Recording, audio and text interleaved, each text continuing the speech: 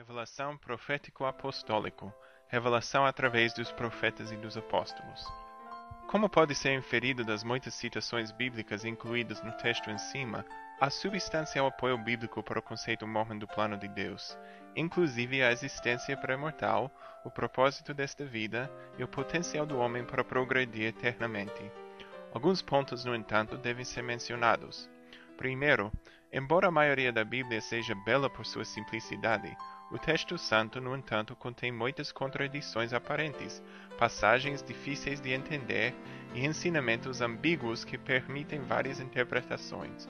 Ao contrário das opiniões de alguns, muitas vezes é impossível saber o significado correto de algumas passagens bíblicas só consultando a própria Bíblia. Muitas vezes, vários pontos de vista têm apoio bíblico, dependendo da maneira em que as passagens bíblicas são interpretadas. Segundo, embora a Bíblia explicitamente apoie o ponto de vista mormon em muitos casos e fortemente implique a veracidade dele em outros, muitos dos detalhes do ponto de vista mormon não se encontram na Bíblia. Mas se a própria Bíblia permite várias interpretações, como podemos saber que a interpretação mormon é a correta? Se alguns dos detalhes do plano não se encontram na Bíblia, de onde vieram?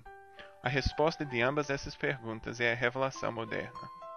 Diferente de muitas outras igrejas, a Igreja Sud, Santos dos Últimos Dias, não ensina que o corpo de escritos inspirados por Deus já se fechou, que Deus não tem nada mais para dizer, nada mais para revelar.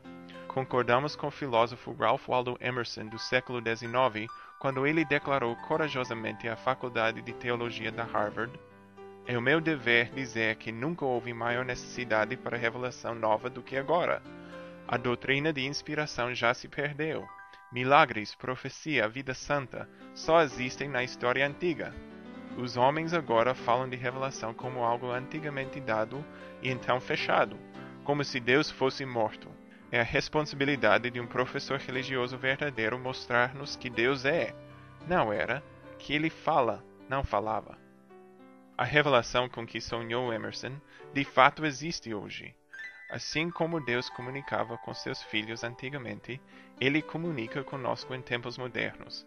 Acreditamos que, ao revelar novas verdades, Deus segue o mesmo padrão que seguia nos tempos bíblicos. Especificamente, Deus escolhe indivíduos, profetas e apóstolos para agir como seus porta-vozes. Depois de comunicar com Deus, profetas e apóstolos declaram a sua vontade, muitas vezes na forma de registros escritos. A Bíblia, criada por profetas e apóstolos antigos, é o exemplo de um registro escrito deste. Por meio de comunicação realizada através de profetas e de apóstolos, Deus pode clarificar ensinamentos dados anteriormente, revelar ensinamentos novos e dar aos seus filhos novas instruções, como necessário. Quando pessoas ouvem ou leem as palavras de Deus dadas por meio de seus profetas e apóstolos, o Espírito Santo descrito em cima pode testificar para cada indivíduo que são verdadeiras. Com essa confirmação, homens e mulheres são incentivados a aceitar e a seguir. Assim, mormons consideram a Bíblia uma fonte importante, embora não única, de verdade. Além deste registro antigo de ensinamentos profético-apostólicos, Deus continua a falar para seus filhos hoje através de profetas e apóstolos modernos.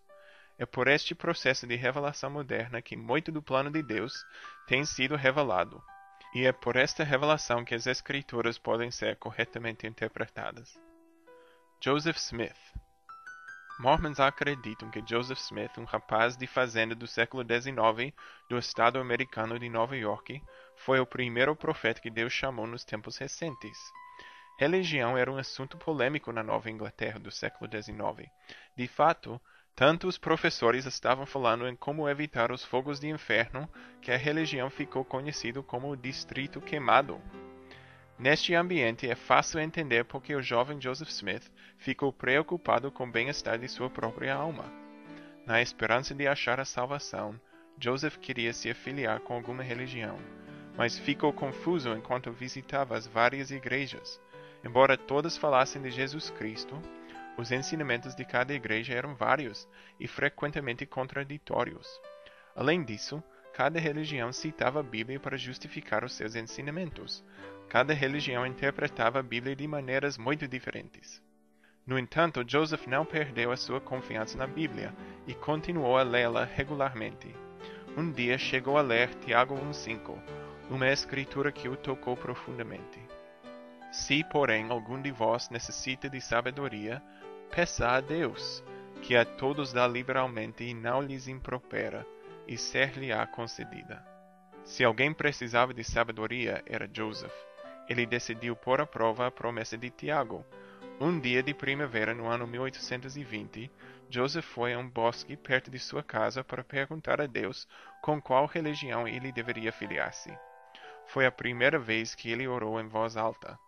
Nas suas próprias palavras, Joseph descreveu o que então sucedeu. Vi uma coluna de luz em cima de minha cabeça, mais brilhante que o sol, que descia gradualmente sobre mim. Quando a luz pousou sobre mim, vi dois personagens, cujo esplendor e glória desafiam qualquer descrição, pairando no ar acima de mim. Um deles falou-me chamando-me pelo nome, e disse apontando para o outro, Este é meu filho amado, ouve-o.